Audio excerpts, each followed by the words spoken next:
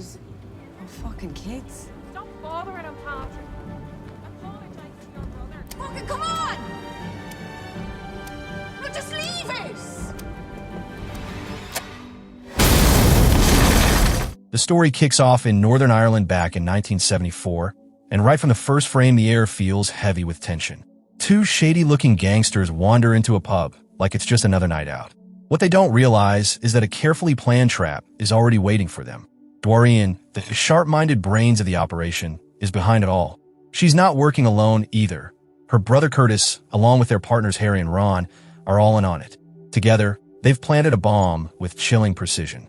But things don't exactly go as expected.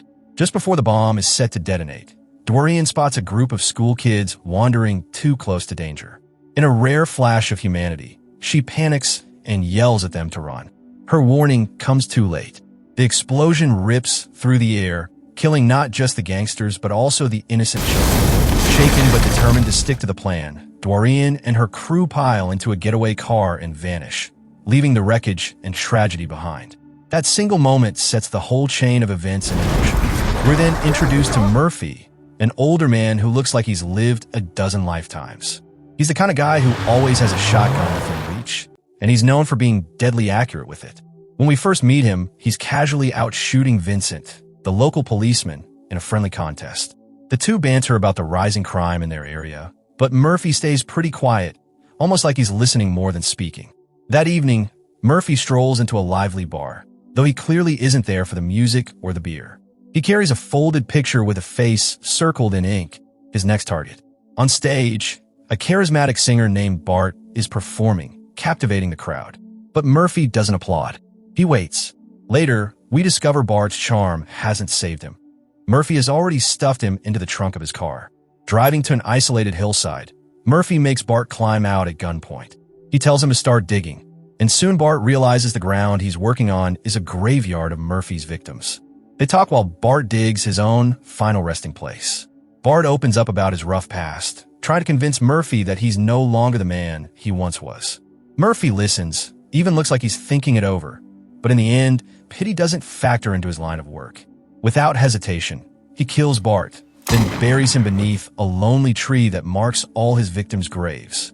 In that chilling moment, it becomes clear that Murphy isn't some old retiree with a hobby. He's a professional hitman, and his only loyalty is to money. After finishing the job, Murphy heads to his manager's place. Josie, his longtime associate, greets him warmly, like he's family. She fusses over him, even asking what meal he wants so she can prepare it. But the calm atmosphere is quickly broken when Kevin, a hot-headed young recruit, snatches food straight from Josie's basket without asking. Murphy notices and shakes his head. He's seen reckless young men like Kevin before, and he doesn't trust them. Later, Murphy meets Robert, the man overseeing their operations. He reports that Bart has been taken care of. While they talk, Murphy notices Kevin sneaking out with a car. Murphy uses the opportunity to suggest that maybe Kevin should handle future assignments instead of him. Then, in a rare display of vulnerability, Murphy admits he doesn't want to keep doing this anymore. He's haunted by memories of his late wife, who always hoped he'd leave this bloody life behind. She wanted him to change, to live like someone who actually cared about other people. For the first time, Murphy seems to be listening to her ghost. He tells Robert that he wants to start over and live as a farmer, growing plants instead of burying bodies. Robert doesn't fight him on it. He gives Murphy his final payment, and just like that, their partnership ends. The next morning, Murphy begins his new chapter. He tills his land, buys seed from the local store, and even shares dinner with Rita, his neighbor, who warmly talks about his wife and past memories. It's a soft, human side of Murphy that we hadn't seen before. While out walking, Murphy meets a young girl named Moya fishing from a bridge. Her fishing gear is makeshift and flimsy, so Murphy offers her a handkerchief to use as part of her line. As they talk, he realizes she's fishing not for fun, but because she needs to bring dinner home. Things turn sour when she accidentally drops her lunchbox into the river, and when she leans forward, Murphy notices bruises on her neck. She quickly hides them and runs off, leaving Murphy unsettled and worried about what she's going through. Wanting answers, Murphy goes to the local bar where Moya's mother, Alara, works as a bartender. He compliments her skills and gently mentions that her daughter lost her lunchbox, blaming himself for distracting the girl. Alara is kind about it, and Murphy earns her trust with his honesty. But that night, when Murphy steps outside, Moya appears again, almost like she's trying to run away. Murphy reassures her that he explained the accident to her mom, but she stays silent. Then, without a word, she follows him. When they reach Murphy's home, the scene turns ominous. Curtis, Dorian's brother from the bombing, is waiting outside. Their worlds are about to collide.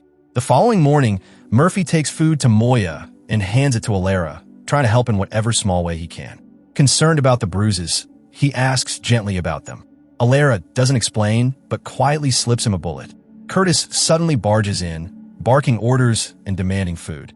He insults Murphy, hints that the old man is hiding something, and then leaves with the supplies. After he's gone, Murphy presses Alara about who Curtis is. She admits he's her brother-in-law by marriage, and confesses she despises him but feels trapped. Murphy doesn't let it slide. He takes the bullet to Robert and asks for backup in dealing with Curtis, explaining the danger he poses, especially to Moya.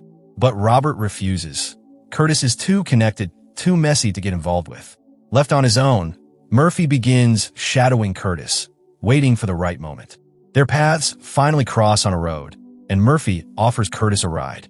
While driving, they talk about guns and shooting. Murphy lures him in by boasting about a secret stash of rare ammo. He even opens his trunk to show off a weapon, distracting Curtis long enough to drive him deep into the forest. The plan is clear. Murphy wants to eliminate Curtis for good. But Curtis isn't stupid. He pulls a knife and attacks Murphy. They scuffle, and Murphy manages to fire, but his weapon jams at the worst possible time. Suddenly, a gunshot rings out. Kevin appears from the shadows and shoots Curtis dead. It turns out Robert had secretly sent Kevin to keep an eye on Murphy, unsure if the old man could handle it. The twisted web of loyalty and betrayal only deepens. Murphy helps Kevin bury Curtis in the forest, another unmarked grave for the pile. Later, the two head to a bar, trying to unwind, but the weight of their choices lingers. Kevin leaned back in his chair, swirling the drink in his hand, and let out a laugh that was half nervous, half admiring. "You know, Murph," he said, "I've been doing this line of work for a while now. Killing people for money, taking out contracts, all that. But the way you handle it, it's like art. You've got more notches under your belt than I could ever hope to catch up to. Honestly, it's insane how many you've taken down. You're practically a legend." Murphy didn't even smile. His jaw tightened, and his weathered face darkened like a storm cloud rolling in. He set his glass down hard enough that Kevin flinched. "Don't call it insane," Murphy snapped. "Don't call it art. It's death, kid. Pure and simple. And if I ever hear you joke about the dead again, if you ever treat this like it's just a game, I'll beat some sense into you myself." 2 days crawled by after that, and something fell off. Curtis, Dorian's brother, who is usually easy to spot around town, hadn't shown up at his usual haunts. Dorian noticed his absence first. At first, she brushed it off, thinking maybe he was off drinking or stirring up trouble elsewhere. Her worry was gnawing at her. Something wasn't right.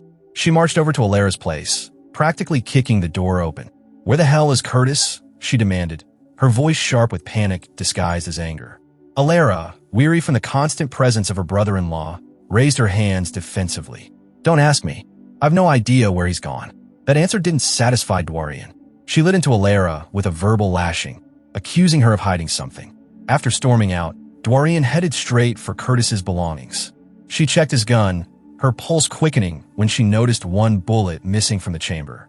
A sinking feeling spread through her. Knowing she needed answers, Dorian reached out to one of her shady business contacts. The contact whispered back that someone in town might know more and pointed her toward Robert. She wasted no time and showed up at his doorstep. Inside Robert's house, she brought up Curtis, demanding to know if he'd seen or heard from him. Robert, cool as ever, shook his head and claimed ignorance. "Can't help you," he said flatly. But as Dorian turned to leave, her sharp eyes caught something on the floor. A bullet, gleaming faintly in the dim light. It looked like it belonged to the same kind of gun Curtis carried. Her blood boiled. In a flash, she whipped her pistol out and pointed it at Robert's chest. "Don't lie to me. Where's my brother?" Robert hesitated, then realized there was no point in pretending. With a heavy sigh, he admitted the truth. Murphy had killed Curtis days ago. Her finger tightened, and before Robert could defend himself, she pulled the trigger. His wife, Josie, came running at the sound. She froze in horror when she saw her husband sprawled on the floor. Dorian, still gripping the smoking gun, turned her cold gaze on Josie. "Your man's gone," she said icily. "Go back to your room and stay out of this, unless you want to join him." From that moment on, Dorian's sorrow twisted into something far darker, a burning thirst for revenge. She rallied her people, vowing to track down whoever was responsible for Curtis's death and make them pay. Meanwhile, word of Robert's death spread quickly. Josie, trembling and broken, told Murphy and Kevin what had happened when they came by. The two men did their best to calm her down. They assured her they would handle things and told her to call the police after they left. But they both knew the game had changed. Someone out there wanted their blood, and they'd be coming soon. Determined not to leave any loose ends, Murphy and Kevin burned every scrap of paper, every trace of their past operations, preparing for the storm that was about to hit. Dorian and her crew, on the other hand, were scouring the town like wolves on the hunt. Desperation made her ruthless. She instructed Harry to pose as Murphy's nephew, figuring locals might unknowingly spill details. The trick worked. A knife shopkeeper gave up Murphy's real address. But Harry's cover almost cracked when Sheriff Vincent pulled him aside, suspicious of his sudden appearance in town. Harry's story about being family didn't quite add up. Despite the hiccup, the group made it to Murphy's house. Once inside, they rummaged through his things and stumbled across war photographs, black and white snapshots of Murphy's haunted past as a soldier. Out on the road, Murphy and Kevin were driving back. Murphy suddenly felt the hair on his neck stand up. He told Kevin to stop the car.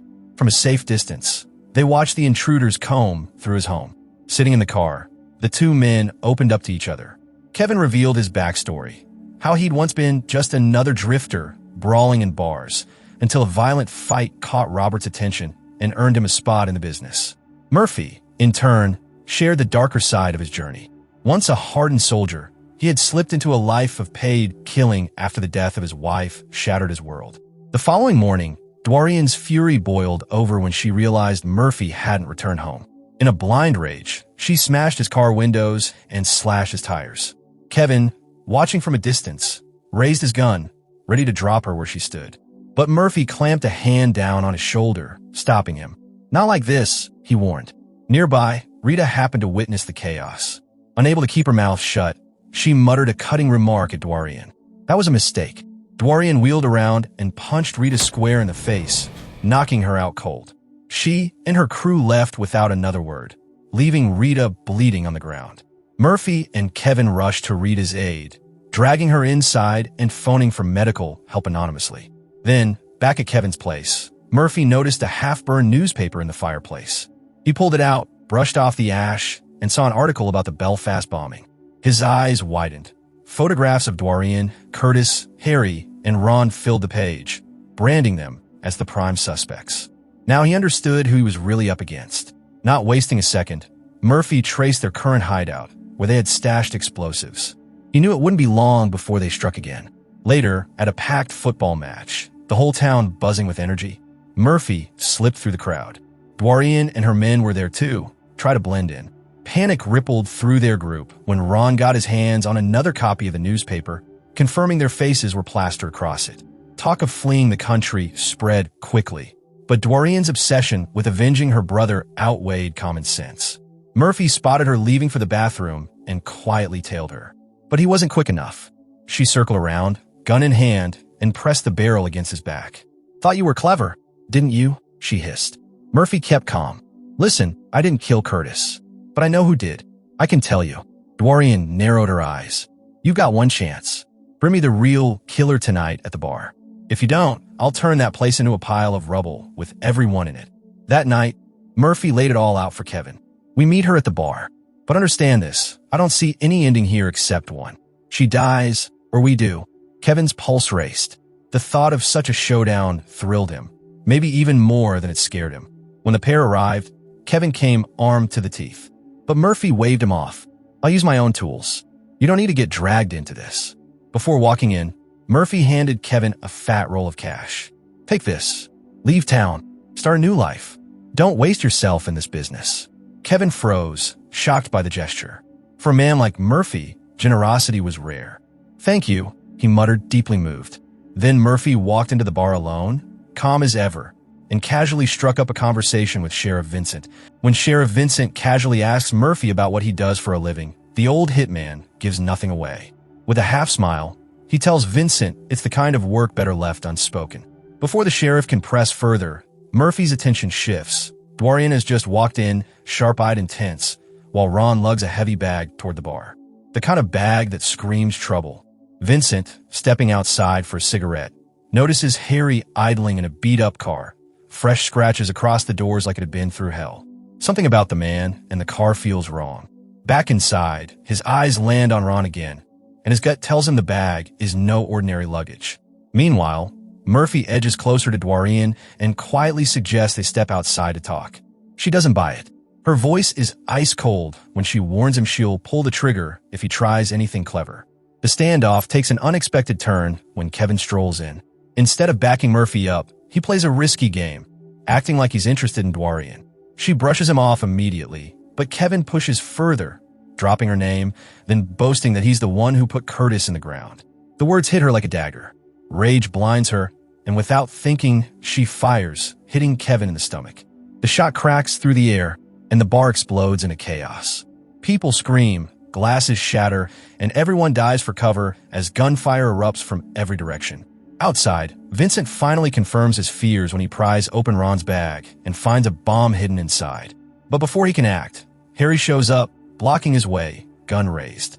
Inside, Kevin, bleeding out but not finished yet, musters enough strength to fire back and land a bullet in Dorian. Murphy zeroes in on Ron. Then he spots Harry fumbling to set off the device. With brutal precision, Murphy intervenes, ending Harry before disaster could strike. Kevin, slumped against a table and barely clinging to life, calls Murphy over. With a faint smile, he tells the old man to take the cash and head for California to find some kind of peace away from the bloodshed. But his dying moment doesn't stay calm for long. Dorian, bleeding heavily but still alive, drags herself up and fires one last shot, finishing Kevin where he lay. Murphy, burning with fury, doesn't hesitate when Ron tries to stand in his way. He puts him down in cold blood, then follows Dorian as she stumbles out of the bar. Their final confrontation happens not in the chaos of the fight, but in the stillness of a church. Dorian, pale and weak from blood loss, admits the weight of all the destruction they've caused. She asks Murphy for the dignity of a quick death, one gunshot to end her pain and her guilt.